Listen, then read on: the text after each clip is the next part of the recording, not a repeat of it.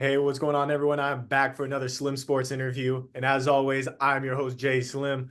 Joining me today is a 6'3" guard that just wrapped up his collegiate career, first couple years at UMass, now just got done with the Thundering Herd over at Marshall and was their leading scorer. I'm talking about Kevon Voyles. How's it going, man? Tough miss for Coastal. Coastal averages 74.7 a game. Marshall 75.4. Voyles at 23. It's going good. How you doing? I'm doing great, man. I'm happy to have you on. I just had Nate Martin on a little bit ago for an interview. So he talked highly about yourself and the team that you guys just had. You had a great year and a great career throughout college. I mean, you started off at Maryland Eastern Shore, then went and finished up with the Thundering Herd. Talk to me real quick about these 5 years at the college level. What have they meant to you? They meant everything. It helped me grow, from as a man. It helped me grow as a basketball player. It helped me manage my time. I just continued to grind. I only had one offer out of high school. That was UMES. So going from there to working to get the Marshall and then being a leading scorer this past year just showed my dedication, my hard work. And anybody who knows me knows that I'm always in the gym. I'm always trying to get better. So that was my main focus, is just stay focused and keep going. And that's crazy that they were your only offer, Maryland Eastern Shore, the only team that saw the potential in you. And you went there and you went to work. Obviously, you over 4 years there, you grew your numbers every single year. Went from being a role player as a freshman to a starter as a sophomore. You ended up losing out on the 2020-21 season because of COVID, but that's how you were able to get to Marshall. So it all kind of worked out there. And then your last year over there at UMass, uh, 13 points per game, 2 steals, average nearly 50% from the field, shooting wise. Talk to me real quick about those years for Maryland Eastern Shore. How would you say those years really help mold you into the player you are now? It was just a constant grind. Like you said, my freshman year, I really didn't play that much. But it made me realize, instead of going out, going to parties, instead of going out, hanging out with my friends, get in the gym. This is what I wanted to do. My mom, she looked me in my eyes one day. She was just like, if this is what you want to do, you have to be serious about it. So from then on, I just took off. And it was a constant grind. I didn't know that I was going to end up at Marshall, because when I hit the portal, it was like over 40 different schools hit me up. And it was just like to see the work, pay off, and how if you stay consistent and you stay grinding and you keep believing in your dreams, that, you can go places, you can do big things. So it was just me, it was a humbling experience as well. And it was just me being patient and trusting the process. And obviously that helped you get to where you ended up this past season. Like you said, Marshall, you entered the portal, and that's crazy that you had like 40 schools hitting you up, considering you only had one offer out of high school. So that shows the work that you've put in. So congratulations on that. But Marshall, obviously, in the Sun Belt, whole lot. MEAC is a very tough conference as well. But the Sun Belt, as you all know, this past season, James Madison, App State, you guys are a very tough team as well. There's a lot of big time competition with guys going to the NBA out of that conference as well. And at Marshall, they ended up using you a little bit differently, had a new system that you had to get used to. How would you say the Thundering Herds system and their style of play was different from what you were used to at Maryland Eastern Shore? It was just a more, spaced out, faster paced game. Like when we were here at Marshall, we did a lot of pick and rolls. We bring the ball up. It was positionless. At my old school, it was more like we ran sets, we ran plays every time down, and we didn't play as fast. And we played, we pressed, because we were most likely in money games. We were smaller than every other team. So here at Marshall, it was more of a pro style, I would say pro style, air raid offense that I had to get used to, getting to the corner, make sure the spacing is right, different things like that, like being disciplined in my game. And as you said, I had to adjust. And towards the end of the season, it started clicking for me. And I had to, like, okay, this is why we do things a certain way. It was like everything has to be detailed from top to bottom. Yeah, and you came in and you stepped in as a leader right away, both on and off the floor. On the court, I mean, 15 points per game, 3.5 rebounds, 2 assists, basically 2 steals per game as well. So you were contributing on both ends. You had 6 games where you scored 20 or more points. We'll get into a nice little stretch that you had there at the end of the season here in a little bit. But talk to me real quick about how you were able to step in and just seems so easily to step up as that primary option for the Thundering Herd? It was when I first came in. It was a belief from the coaching staff. It was a belief from my teammates, and it was the work that I put in. You know, I used to go to bed at like 10:30 at night every night in the summer, and wake up at 6:30 and go get shots up. So when I was going through the season and my shot was falling, and I was doing what I was doing, is because I put in work.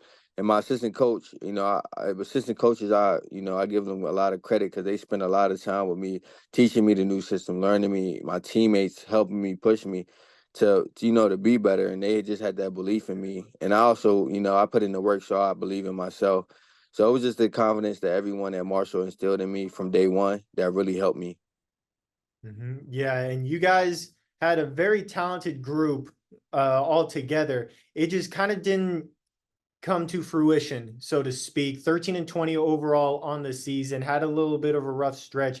7 and 11 in Sun Belt action under head coach Dan D'Antoni, who this past season was his last season there as the head coach for Marshall.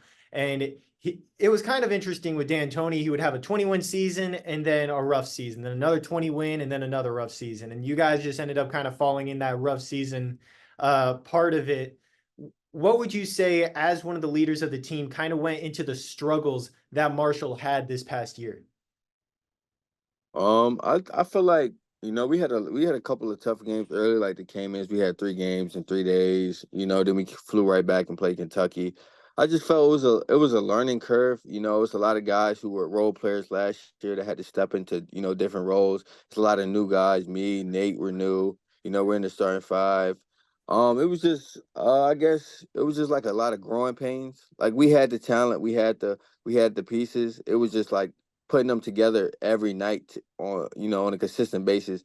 I think consistency really hurt us this year. Our shooting was pretty down this year, especially from three, and that's what our offense consists on.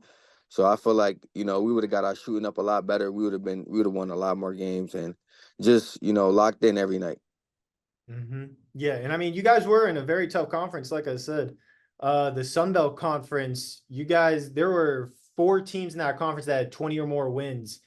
James Madison, who was nationally ranked, they had 30 plus wins. And I mean, just night after night going against this tough competition. Talk to me real quick as a guy who's obviously on the floor going against these guys, some of them now moving on to the NBA level.